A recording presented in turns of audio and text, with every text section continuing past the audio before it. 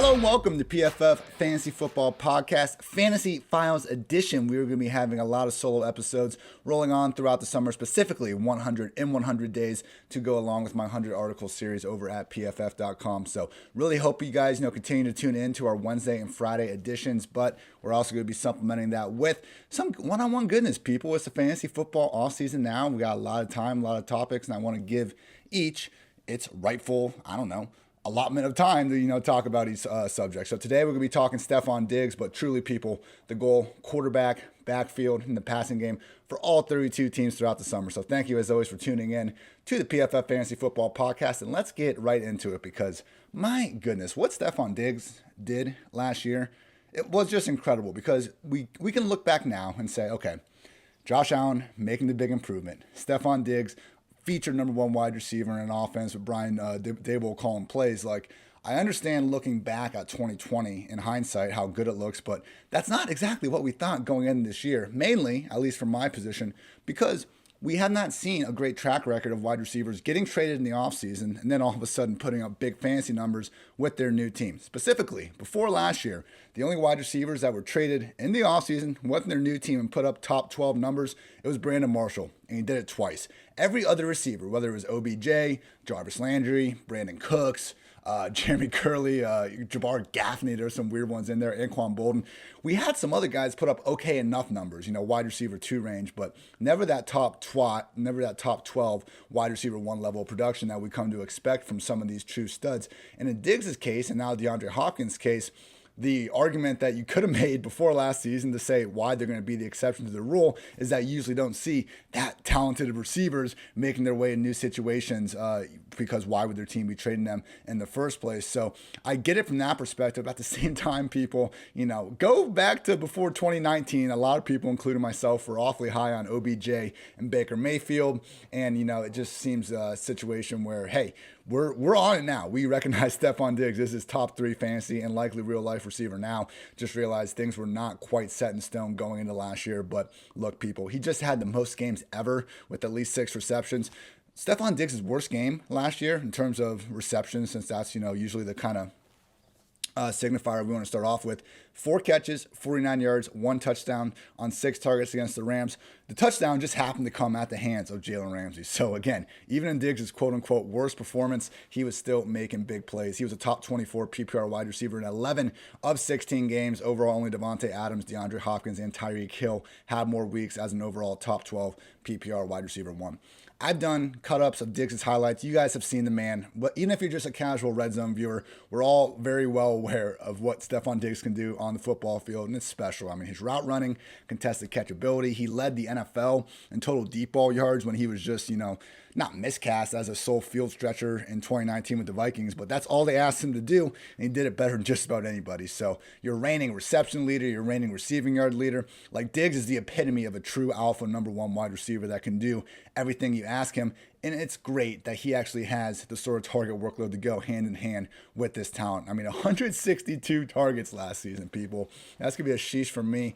I mean, led the league. Only Devontae Adams and DeAndre Hopkins had a higher target share. I mean, yes, the Bills love to throw the ball. Josh Allen was one of, I believe, 8 to 12 quarterbacks that had over 600 dropbacks. Like, being the number 1 in that pass-heavy offense is going to produce these results, but even from the target share perspective, he was still at the top of the league with it. So I get it. I mean, Diggs, he's a top 3 talent. He has a top 3 workload. It's not rocket science. He's a top 3 receiver. But people, it really is crazy in Fantasyland how much more volume can matter than talent. I mean, you need to be talented enough to get the volume. So it's, kind of like the chicken and the egg thing. Is a receiver talented, and did you get the volume because he's talented, or do you need to get the volume to kind of show that you are talented? Whatever it is, people, this 150 target threshold, if you can get that in Fantasyland, we're looking at a legit wide receiver 1. Since 2010, we've had 65 wide receivers hit that 150 target mark.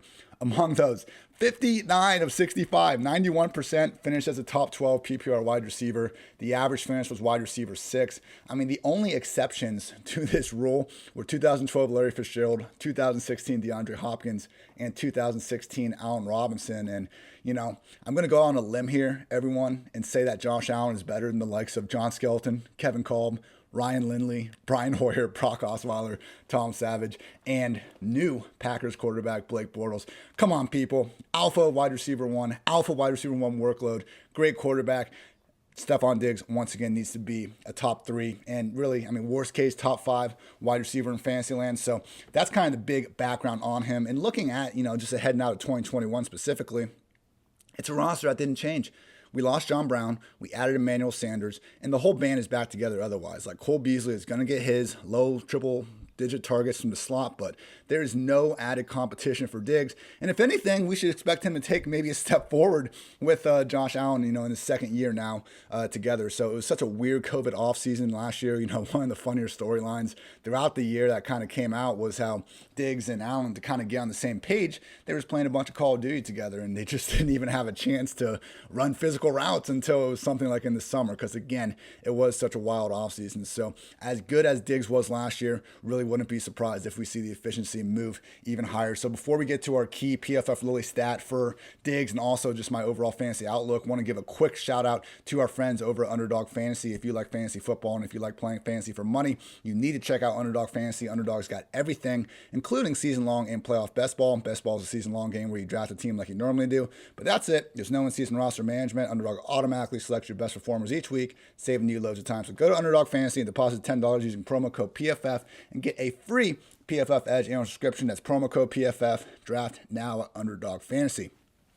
So for each of these fantasy files, I'm going to be giving a PFF Lily matchup stat. For those that don't know, Lily is my lovely 28 to 29 pound wiener dog. We're working on the weight, but she is usually sitting on my feet while I do these things, so I like to give her a shout out. And with that said, last season, Stefon Diggs had league high marks in not only receptions and total receiving yards, but also receptions and receiving yards, specifically on comeback or hitch routes. People, he averaged 4.59 yards per route run on comeback and hitch routes.